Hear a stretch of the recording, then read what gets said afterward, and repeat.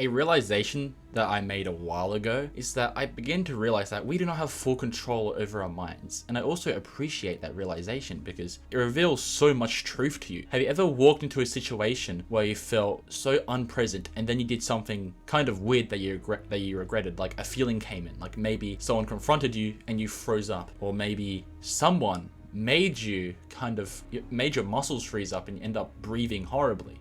This is because we don't have full control over our brains, okay? 5% of our brain is conscious, 95% of it is subconscious, which is quite terrifying when you think about it. Your conscious brain, you can give it more power, okay, which I'll explain in a bit.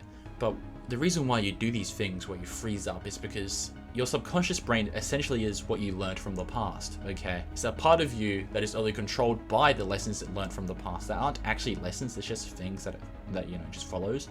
Like maybe your parents decided to argue with you and to put down every point you made, making it seem like it's useless to fight back, so thus you end up freezing up automatically in confrontation.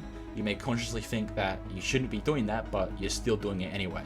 Or maybe something happened to your family and thus now you can't even navigate love correctly, so you freeze up during affection when someone's trying to be affectionate towards you. This is normal because that's just what happened to us, but you need to find a way to kind of cut it out. Now that you know that this is all purely subconscious, what about our conscious brain?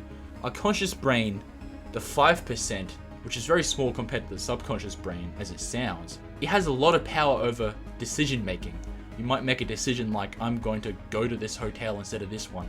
That is your conscious brain. Of course, there might be some subconscious decision making in there where you look at something and it's like, oh, the shower looks like it's actually luxurious. I think I'm going to go to this one instead, which is very small and illogical, but it's fine. But logical thinking comes from consciousness in a way. And we always shift between the two modes, okay? Your subconscious thinks illogically and your conscious thinks logically. So when you decide to talk to people, if someone decides to be rude to you, your brain will switch to subconscious mode to enact fight, flight, or freeze. But if you basically just do the right thing, breathe in, and breathe out like that, deep breaths, you'll re-enable conscious mode and you'll start logically thinking. You'll start going out there and being like, okay, this is what I will do. Always shut up, you dog. Don't ever talk to me like that again. I don't know. We always shift between the two modes and you can enable conscious mode, which is your biggest power to fighting against subconscious mode. Now, I've always fought against subconscious mode all the time. I would have experiences where I'd go to subconscious mode, maybe someone else triggered it by being annoying and rude. And thus, I'd just freeze up for some reason. And internal anger would just exist for some reason. That is basically your subconscious. And I always fought against that. What you want to do is that once you get into that mode, you want to breathe in, like I said, and enable conscious mode. Because once you enable conscious mode, it enables you to properly navigate these situations. And it'll give off the impression that you aren't pressured at all, even though you're in a situation of pressure. Even if you feel a little bit pressure, like a little bit of pressure, it will look like you're still fine because you can actually communicate consciously. So that's something I learned recently, as well as when you're in freeze mode, you should move your hands around like this, because in freeze mode, your muscles are still. So when you force yourself to move, you'll calm down quite quickly. It's a therapy session, basically. That's just what therapists tell you to do. So you have to calm yourself to think logically, or you won't be thinking clearly in the first place. This will be your main way, your gateway of getting out of subconscious mode. So there might be ways to actually stop those subconscious triggers, like to stop you from experiencing freeze mode. I don't know how, but there are ways you can actually stop yourself from, okay, now let's just get into this discussion about women, because a bunch of you morons seem to not know how to not touch your penis. I can't believe I said that. Anyway,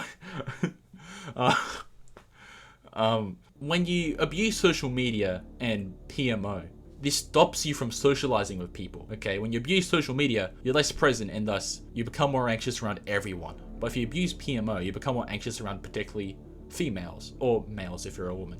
So you want to avoid these, and thus it'll basically destroy your freeze time in front of these people, and you'll actually start breathing properly and consciously. So there is a way to stop some triggers, but I don't know about the freeze mode you get from being threatened. Maybe you just need to repeat the cycle over and over again of just breathing in and out, in and out. And thus your brain will actually get used to it. And there's also habits you can do, but I don't know how to do any of those habits. So use your control over your conscious brain to your absolute limits to stop you from being into that subconscious mode. You must take note of it every single time. This is the problem with modern society. A lot of people don't know about this.